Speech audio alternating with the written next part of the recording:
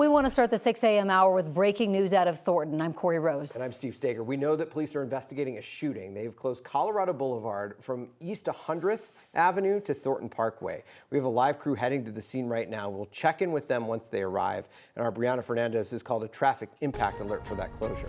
Yeah, good morning, guys. So this is all happening just east of I-25, if you're not familiar with that area.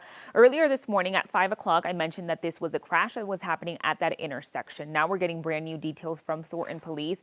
They're saying that this is a fatal shooting investigation. We know one person has died. Another person has been taken to the hospital. They said originally they got the call because the car was hit a pole, and then two people were inside of that car with gunshot wounds. So this is happening again. Colorado Boulevard closed between 100th Avenue and Thornton Parkway. Good detours for you. Riverdale, Welby Road, as well as Steele Street is going to be your best bet this morning. Other parts of the metro area not tracking any crashes for anyone taking I-25 this morning between 144th down to I-76. But again, if you're trying to get to I-25, taking Colorado Boulevard, 100th or Thornton Parkway, you won't be able to because of this fatal shooting investigation. Now, I-25 this morning, that stretch between North Glen and Federal Heights, only about 8 minutes. And I want to give you a live look right now for anyone taking I-25 right near 23rd Avenue. Right near Empower Field. Later this afternoon, when the Broncos play the Green Bay Packers, I'm sure I-25 will be messy this afternoon. So take advantage this morning. Right now, not seeing any issues for anyone taking I-25.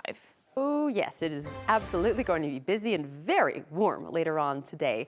Broncos sunrise this morning, mostly clear skies. It's going to be very toasty later on and near record highs, their biggest weather headline to wrap up this work week. Daytime highs in the upper 90s expected. Now, we are tracking the chance for a few gusty storms and brief showers, but a better chance for more moisture over the weekend. So if you do have outdoor plans, both Saturday and Sunday, we have the possibility for thunderstorms and showers as more of that monsoonal moisture returns to portions of Colorado. This morning, it's dry as can be. Temperatures in the 60s from Centennial to Central Park. It's already 71 degrees out at the airport. Overall, a very mild, dry, calm start to the morning. So no weather worries, as you can see, but it'll be a lot of sunshine and a quick warm up. 11 o'clock, already nearing 90 degrees this morning. And later on today, the record is 99. We're expecting 97 out at the airport with triple digits down south into our mountain towns as well. Above average temperatures. We're back to some high heat. If you said, oh, it's been a hot summer, you are correct. 52 days officially with temperatures at or above 90 degrees. Average for the last 30 years, 46. So we're already well above that, and we'll tack on more 90s to that number over the next couple of days. Still warm this weekend, but better chances for thunderstorms and showers both afternoons. I'll take you through Futurecast, where we are expecting to see the wettest conditions in the next couple of days coming up. Katie, thank you. Right now, Denver police are asking for help locating a man they say robbed a business earlier this month. They believe a man that we're going to show you here, this man, stole from a famous footwear on 36 in Quebec around noon on August 9th. He then left the area on a bike, but it's unclear where he went. He's described as a 50 to 60-year-old man with gray hair and a mustache. Anyone with information is being asked to call Metro Denver Crime Stoppers. That number is right there on your screen. A federal judge is ruling in favor of the group that runs the ICE facility in Aurora. GEO Group won in federal court over the state of Colorado yesterday, preventing part of a new state law from taking effect. The group sued after the bill was passed, which allowed unannounced inspections of the detention center every 3 months and fines up to $50,000 if inspections are refused. The judge issued a temporary pause lasting until mid-October, when GEO's contract to run the Aurora ICE facility runs out. This is separate from the state's lawsuit against GEO that was filed on Wednesday. That lawsuit asked the judge to force GEO to comply with public health orders as the state and Adams County try to investigate a tuberculosis case from June. The first quarterly report card for the city of Denver's new scooter operator is out, and VO is already missing the mark. First, the report was a month late. VO said it pulled the wrong data the first time and spent the last month correcting it.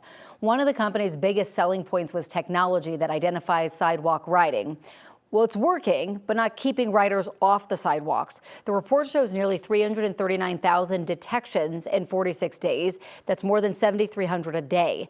Denver's transportation department says that number also includes sidewalk activity that's allowed. The council members are still disappointed. We want a micromobility program where people behave the way they're supposed to, according to the rights, responsibilities, and laws that we have here in our city. Another big promise was making sure low-income riders have access.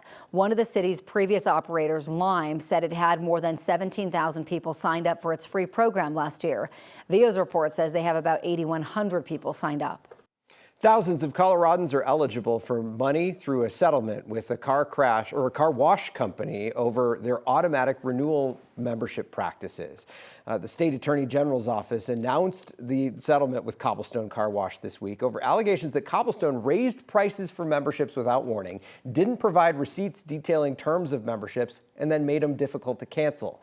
Cobblestone did not admit to any wrongdoing, but said it will pay more than $1.3 million in restitution to more than 70,000 affected customers. That turns out to be about $19 per customer, something that former customer Lennox Tran, who battled to cancel her membership for months, is not too thrilled about. I feel like I'm glad the Attorney General stepped in. Like, what else do we pay them for? Finally, they're doing something. But $19 is laughable. Like, like, do they know how much groceries are? Cobblestone has to add trial period disclosures, notice of membership price increases, and easy-to-access cancellation options for consumers. They already have something on their website now that says you can cancel. Customers will be notified about receiving restitution within the next 150 days. But if you have any questions, you can reach out to the claims administrator.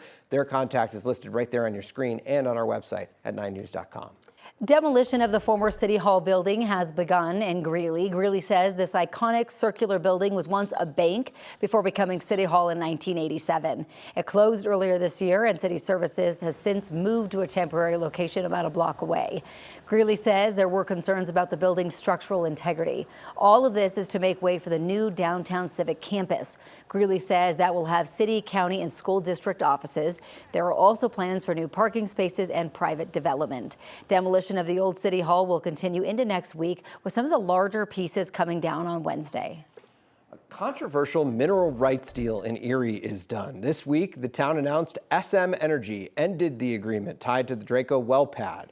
The town council voted to sell those rights in June, just a week after rejecting that same plan after hearing concerns from the people who live there. The town says it's now working to determine what comes next. They'll talk about that at a meeting next week. State regulators have approved a more than 4% rate increase for XL customers. That's a monthly increase of about $5 on the average residential bill, and it goes into effect at the end of the month. XL says it needs the money to expand its power grid. This is part of an ongoing clash between the company and state regulators that started back in November when they requested a roughly 10% rate hike. But after some back and forth with state leaders, they settled on that lower rate. Jeffco Public Schools is sending a proposed property tax increase to the November ballot. The school board voted in favor of this earlier this week. If approved by the voters, the $133 million package would raise property taxes to generate more funding for the district. A $73 million measure would go toward teacher pay, along with career and technical education courses for students.